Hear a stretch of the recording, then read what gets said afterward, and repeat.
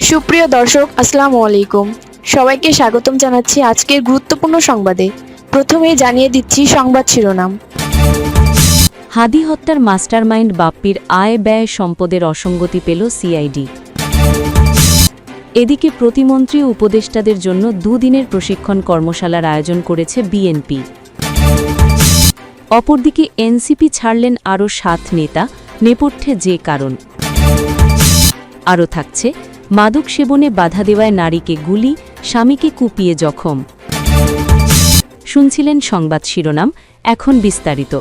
তার আগে ছোট্ট একটি আবেদন, যদি আপনি ন্যায় ও মানবতার পক্ষে থাকেন, লাইক দিন, সাবস্ক্রাইব করুন আমাদের চ্যানেলটি, কারণ আমরা বলি সেই কথা যা অনেক মিডিয়া আড়াল করে। এখন চলুন বিস্তারিত দেখা যাক। হাদি হত্যার মাস্টারমাইন্ড বাপ্পির আয় ব্যয় সম্পদের অসঙ্গতি পেল সিআইডি। ইনকিলাব মঞ্চের মুখপাত্র শহীদ শরীফ ওসমান হাদি হত্যার মাস্টারমাইন্ড যুবলীগ নেতা ও সাবেক ওয়ার্ড কাউন্সিলর তাজুল অর্থাৎ তাইজুল ইসলাম চৌধুরী ওরফে বাপ্পির বিরুদ্ধে 2.5 কোটি টাকা মানি লন্ডারিংয়ের মামলা করেছে পুলিশের অপরাধ তদন্ত বিভাগের ফাইন্যান্সিয়াল ক্রাইম ইউনিট। শুক্রবার 6 মার্চ ঢাকা সিআইডির বিশেষ পুলিশ সুপার মিডিয়া জসিমউদ্দিন খানের সই করা এক সংবাদ বিজ্ঞপ্তিতে এই তথ্য জানানো হয়। এতে বলা হয়েছে, ঢাকা মহানগরীর পল্লবী মিরপুর এলাকার পরিবহন খাত, ফুটপাতের অস্থায়ী বাজার, গার্মেন্টসের ঝুট কাপড়, ডিশ ও ইন্টারনেট ব্যবসা নিয়ন্ত্রণ করে দীর্ঘদিন ধরে চাঁদাবাজি এবং প্রতারণার মাধ্যমে বিপুল পরিমাণ অর্থ আত্মসাতের অভিযোগে যুবলীগ নেতা ও সাবেক ওয়ার্ড কাউন্সিলর মোহাম্মদ তাজুল ইসলাম চৌধুরী ওরফে বাপ্পিসহ অজ্ঞাতনামা 6-7 জনের বিরুদ্ধে মানি লন্ডারিংয়ের মামলা করেছে সিআইডির ফাইন্যান্সিয়াল ক্রাইম ইউনিট। সিআইডির অনুসন্ধানে উঠে এসেছে রাজধানীর পল্লবী মিরপুর এলাকার প্রভাবশালী বাপ্পির আয় ব্যয়ের হিসাব এবং সম্পদ অর্জনের নানা তথ্য। অনুসন্ধান অনুযায়ী তিনি দীর্ঘদিন ধরে নিজেকে স্মার্ট ফ্যাশন নামে একটি পোশাক ব্যবসা প্রতিষ্ঠানের মালিক এবং বাগেরহাটের মোরেলগঞ্জে অবস্থিত মেসার্স চৌধুরী অ্যান্ড খান অটোব্রেক্স নামে একটি ইট ভাটার স্বত্বাধিকারী হিসাবে পরিচয় দিয়ে আসছিলেন। 2014 সাল থেকে 2024 সাল পর্যন্ত সময়ে তাইজুল ইসলাম চৌধুরী বাপ্পি মোট 3,83,65,355 টাকা আয় করেছেন বলে দাবি করেন। তার দেওয়া তথ্য মতে এই আয়ের উৎস হিসাবে তিনি পোশাক ব্যবসা, মাছ ব্যবসা এবং ইট ভাটা পরিচালনাকে উল্লেখ করেন। তিনি দাবি করেন এসব ব্যবসা থেকে অর্জিত অর্থ দিয়েই তিনি বিভিন্ন স্থাবর ও অস্থাবর সম্পদ গড়ে তুলেছেন। একই সময়ে তিনি পারিবারিক ব্যয় দেখিয়েছেন 1,11,83,270 টাকা। সে হিসাবে মোট আয় থেকে পারিবারিক ব্যয় বাদ দিলে তার সম্ভাব্য সঞ্চয়ের পরিমাণ দাঁড়ায় প্রায় 2,71,73,085 টাকা। কিন্তু সিআইডির অনুসন্ধানে তার নামে স্থাবর ও অস্থাবর সম্পদের মোট মূল্য পাওয়া গেছে প্রায় 4,27,22,471 টাকা। অর্থাৎ তার ঘোষিত আয়ের সঙ্গে সম্পদের হিসাব মিলিয়ে দেখা যায় প্রায় 1,55,49,386 টাকার উৎস তিনি দেখাতে পারেননি। অনুসন্ধানে জানা যায় বাগেরহাট জেলার মোরেলগঞ্জে অবস্থিত মেসার্স চৌধুরী অ্যান্ড খান অটোব্রেক্স নামের ইট ভাটাটি নিষিদ্ধ এলাকায় স্থাপন করা হয়েছে। ইট প্রস্তুত ও ভাটা স্থাপন নিয়ন্ত্রণ আইন 2013 অনুযায়ী ভাটাটি অবৈধ হওয়ায় পরিবেশ অধিদপ্তর 2024 সালের 15 ডিসেম্বর এর কার্যক্রম বন্ধের জন্য নোটিশ জারি করে। পরবর্তীতে 2025 সালের 30 জানুয়ারি মোবাইল কোর্ট পরিচালনার মাধ্যমে ভাটাটির বিরুদ্ধে 1 লাখ টাকা জরিমানা আদায় করা হয়। তবে এসব আইনগত পদক্ষেপ সত্ত্বেও অভিযুক্ত ব্যক্তি উক্ত ইট ভাটা থেকে প্রায় 48,48,000 টাকা আয় দেখিয়েছেন, যা নিষিদ্ধ এলাকায় অবৈধভাবে পরিচালিত ইট ভাটা থেকে অর্জিত হওয়ায় অর্থটি অবৈধ উৎসের বলে প্রতীয়মান হয়। অনুসন্ধানে আরও জানা গেছে পল্লবী থানাধীন উত্তর সেনপাড়া এলাকায় জমি ক্রয়ের সময় বাপ্পি দলিলে প্রকৃত মূল্য গোপন করেছিলেন। দলিলে জমির মূল্য 5,67,000 টাকা দেখানো হলেও প্রকৃত মূল্য ছিল প্রায় 53,67,000 টাকা। ফলে প্রায় 48 লক্ষ টাকার উৎস গোপন করার প্রমাণ পেয়েছে সিআইডি। সব মিলিয়ে সিআইডির অনুসন্ধানে প্রায় 2,91,97,851 টাকা অবৈধভাবে অর্জন, স্থানান্তর ও রূপান্তর করার প্রমাণ পাওয়া গেছে। এই প্রমাণের ভিত্তিতে অভিযুক্ত বাপ্পিসহ অজ্ঞাতনামা 6-7 জনের বিরুদ্ধে ডিএমপির পল্লবী থানায় মানি লন্ডারিং প্রতিরোধ আইনে মামলা করা হয়েছে। অনুসন্ধানে আরও জানা যায়, অভিযুক্ত ব্যক্তির বিভিন্ন হিসাবে লেনদেন হওয়া অর্থের পরিমাণ ৫৬ কোটি ৮৭ লক্ষ টাকারও বেশি। বর্তমানে এসব হিসাবের মধ্যে স্থিতি প্রায় ৬,৩৩,৪৭১ টাকা আদালতের আদেশে জব্দ রয়েছে। বাপ্পির দুটি প্রতিষ্ঠানের ২০২৩ এবং ২০২৪ সালের অডিট প্রতিবেদন ভুয়ো বলে প্রাথমিক অনুসন্ধানে প্রমাণ পেয়েছে সিআইডি। কারণ যিনি এই প্রতিবেদন করার দায়িত্বে ছিলেন তিনি করোনা মহামারীর সময় মৃত্যুবরণ করেছেন। সুতরাং অভিযুক্ত ব্যক্তি তার নাম ও প্রতিষ্ঠানের ঠিকানা ব্যবহার করে জাল অডিট রিপোর্ট তৈরি করেছেন। সিআইডির ফাইন্যান্সিয়াল ক্রাইম ইউনিট এই মামলার তদন্ত কার্যক্রম পরিচালনা করছে। অর্থ পাচার ও আর্থিক অপরাধ দমনে সর্বোচ্চ গুরুত্ব দিয়ে কাজ করছে সিআইডি এবং এ ধরনের অপরাধে জড়িত যে কাউকে আইনের আওতায় আনতে সিআইডির অনুসন্ধান ও তদন্ত কার্যক্রম অব্যাহত থাকবে।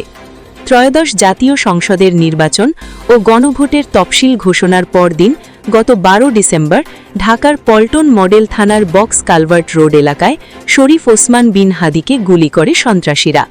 সিঙ্গাপুর জেনারেল হাসপাতালে চিকিৎসাধীন থাকেন। ১৮ ডিসেম্বর মারা যান তিনি। এই ঘটনায় মাস্টারমাইন্ড হিসাবে নাম উঠে আসেন যুবলীগ নেতা ও সাবেক ওয়ার্ড কাউন্সিলর বাপ্পির। ভারতে বসে তিনি হাদিকে হত্যার নির্দেশ দেন বলে পুলিশের তদন্তে উঠে আসে। এদিকে হাদি হত্যার ঘটনায় থানায় মামলা করেন ইনকিলাব মঞ্চের সদস্য সচিব আব্দুল্লাহ আল জাবের। এই মামলাটি তদন্ত করে ৬ জানুয়ারি ১৭ আসামির বিরুদ্ধে আদালতে অভিযোগপত্র দিয়েছিল ডিএমপির গোয়েন্দা শাখা। মামলার বাদী ১৫ জানুয়ারি ডিএমপির অভিযোগপত্রের বিষয়ে আদালতে নারাজি আবেদন দেন। এর পরিপ্রেক্ষিতে সেদিন আদালত মামলাটি অতিরিক্ত তদন্তের জন্য সিআইডিকে নির্দেশ দেন এবং প্রতিবেদন দাখিল করতে বলেন। তবে এই মামলার তদন্ত প্রতিবেদন দাখিলের সময় ষষ্ঠবার পিছিয়েছে। এদিকে প্রতিমন্ত্রী ও উপদেষ্টাদের জন্য দুদিনের প্রশিক্ষণ কর্মশালার আয়োজন করেছে বিএনপি। আগামী ১২ মার্চ ত্রয়োদশ জাতীয় সংসদের প্রথম অধিবেশনকে সামনে রেখে দলীয় সংসদ সদস্য, সবচেয়ে বিশেষ করে প্রথমবার নির্বাচিত সংসদ সদস্য এবং প্রথমবার হওয়া মন্ত্রী, প্রতিমন্ত্রী ও উপদেষ্টাদের জন্য দুদিনের প্রশিক্ষণ কর্মশালার আয়োজন করেছে বিএনপি। শুক্রবার সকালে বিএনপির গুলশান কার্যালয়ে আয়োজিত এই কর্মশালা উদ্বোধন ঘোষণা করেন দলের চেয়ারম্যান ও প্রধানমন্ত্রী তারেক রহমান। প্রধানমন্ত্রীর অতিরিক্ত প্রেস সচিব আতিকুর রহমান রুমন বলেন, বিএনপির চেয়ারম্যান তারেক রহমান, যিনি সংসদ মতা এবং প্রধানমন্ত্রী, তিনি বিএনপির সংসদ সদস্যদের একটি প্রশিক্ষণ কর্মশালায় আছেন। সংসদ সদস্যদের এই কর্মশালায় উদ্বোধনী পর্বে দলের মহাসচিব মির্জা ফখরুল আলমগীর, স্থায়ী কমিটির সদস্য আব্দুল মঈন খান, আমির খসরু মহমুদ চৌধুরী, হাফিজ উদ্দিন আহমেদ, এজেডএম জাহিদ হোসেন সহ সিনিয়র নেতারা উপস্থিত ছিলেন। অনুষ্ঠানে স্বাগত বক্তব্য রাখেন প্রধানমন্ত্রী তারেক রহমান। এই কর্মশালায় বিএনপির চেয়ারম্যান তারেক রহমানের কন্যা জাইমা রহমানও উপস্থিত ছিলেন।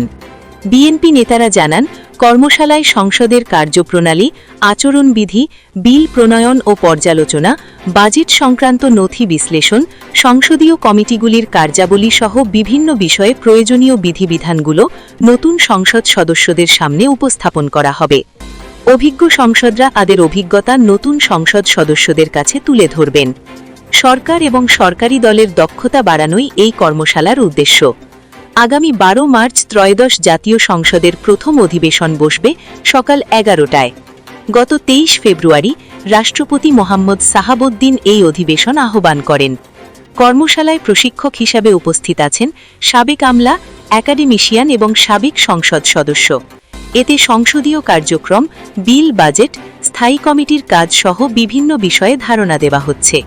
রাষ্ট্রপতির ভাষণের কী বিষয়ে আলোচনা করতে হয়, সংসদ অধিবেশনে এমপিরা উপস্থিতি নিশ্চিত করা প্রভৃতি বিষয়ে দলের দিক নির্দেশনা দেওয়া হবে এই কর্মশালায়। দলীয় সূত্রে জানা গেছে, বিএনপির নির্বাচনী ইশতেহারের প্রতিশ্রুতি বাস্তবায়ন নিশ্চিত করতে সংসদ সদস্যদের স্থানীয় উন্নয়ন, নীতিমালার কার্যকর প্রয়োগ এবং সংশ্লিষ্ট মন্ত্রণালয়ের তত্ত্বাবধানে গুরুত্ব দেওয়ার পরামর্শ দেওয়া হতে পারে এই কর্মশালায়। এছাড়া মন্ত্রীদের দুর্নীতি প্রতিরোধ, সুশাসন প্রতিষ্ঠা এবং সরকারি কার্যক্রমে স্বচ্ছতা নিশ্চিত করার কৌশল নিয়েও আলোচনা হবে। অপরদিকে এনসিপি ছাড়লেন আরও ৭ নেতা, নেপথ্যে যে কারণ। বাংলাদেশ জামায়াতে ইসলামের সাথে জোট গঠনের সিদ্ধান্তকে কেন্দ্র করে জাতীয় নাগরিক পার্টি থেকে রাঙামাটি জেলা কমিটির আরও 7 জন শীর্ষ নেতা পদত্যাগ করেছেন। বৃহস্পতিবার 5ই মার্চ রাতে সামাজিক যোগাযোগ মাধ্যমে তাদের পদত্যাগপত্র ছড়িয়ে পড়লে বিষয়টি প্রকাশ্যে আসে।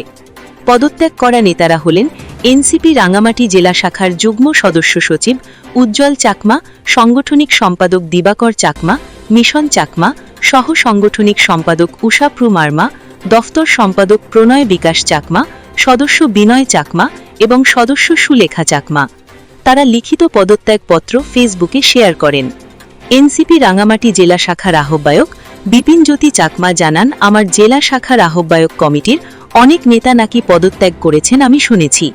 তবে হঠাৎ করে গণহারে এভাবে পদত্যাগ করার কারণ কি তা আমরা সাংগঠনিকভাবে খতিয়ে দেখব। উল্লেখ্য, গত 12 ফেব্রুয়ারি অনুষ্ঠিত ত্রয়োদশ জাতীয় সংসদ নির্বাচনে বাংলাদেশ জামায়াতে ইসলামী নেতৃত্বাধীন 10 দলীয় জোটের হয়ে নির্বাচন করে জাতীয় নাগরিক পার্টি এনসিপি।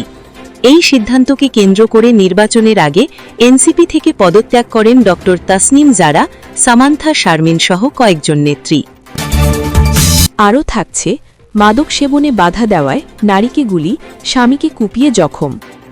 গাজীপুরের শ্রীপুরে মাদক কারবার ও সেবনে বাধা দেওয়ায় এক নারীকে গুলি এবং তার স্বামীকে রামদা দিয়ে কুপিয়ে জখম করা হয়েছে।